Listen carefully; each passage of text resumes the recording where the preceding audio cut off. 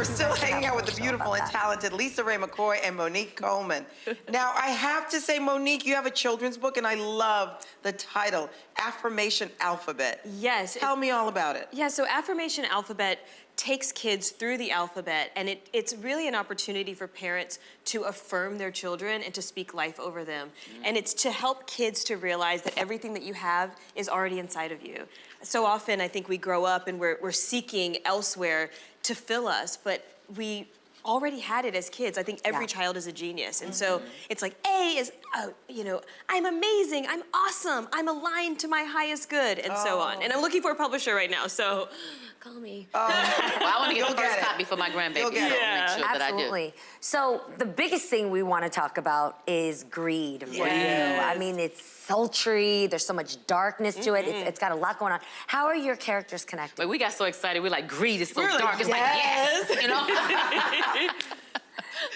How are our characters connected? Right. Yeah. All of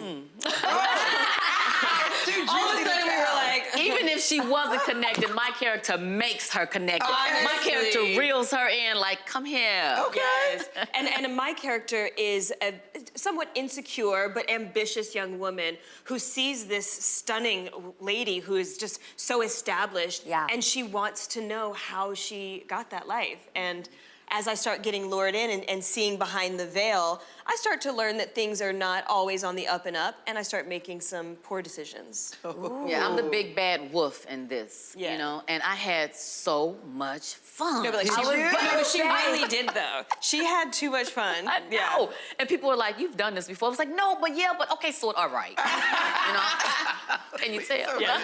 Hilarious. What advice would you guys give to the juries of the world? I'm curious.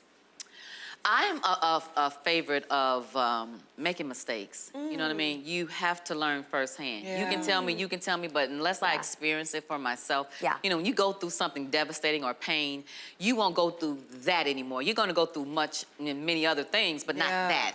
And so I find it, you know, interesting to learn from your own mistakes. But it's a thin line between greed and ambition, isn't it? Yeah. Right. It's like, when is it that you had enough? Because then that's complacent. Right. Yeah. Right. So is it at the demise of someone else that your greed takes over? Yeah. Like, what is that? That's why I really find it so intriguing, the 7 deadly sins, period. You know, we are guilty of one, at least one of them, you know? Because I had to look them up and say, well, oh, I did that. I did this too, you know what I mean? Like, I'm going to hell, you know? I'll see you there. And with champagne, you know what I mean? Oh, no, not champagne. I would say heal your traumas and know your worth. You know, because I think, you know, one of the things that I love about this role is the fact that Zuri is not a victim. There is a moment where she could have made a different decision, but I think that it comes from the fact that when you don't know your worth and other people do, it's very easy for them to take advantage of that, and it's very easy for you to start thinking that you need to compromise yourself in order to be where you are. So look around, be grateful for what you have, definitely tote that line. I don't think there's anything wrong with being ambitious and wanting to have every dream that's embedded in your heart, but truly, the moment you start being willing to compromise or hurt other people in the process, that's when you know it's gone too far. I get you there. That's it in a nutshell. Yes. That's you did good, girl. Yes. You taught me well. Okay, there you go. Well, it's crazy to be talking about sins and everything when you're working with the mighty great T.D. Jakes. Oh my goodness. What is it like? What's he like in everyday circumstance, you know? He got me together years ago when I had my reality show, The Real McCoy. I had lost faith, and I was searching, and I was embarking on trying to find myself, just period, you know? And he sat me down and gave me the 1, 2, 3, and the ABC. You know, you have no right to not think of yourself as blessed. I'll go and show you at the hospital some people that need help. And I was like, you know, but I needed it like that, straight.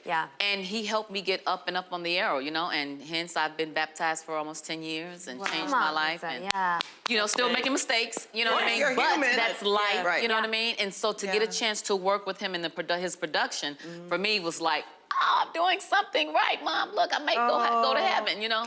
Yeah. I mean, maybe it's all the white, you know what I mean? I be thinking that, you know, I'm not a virgin, but I might be an angel.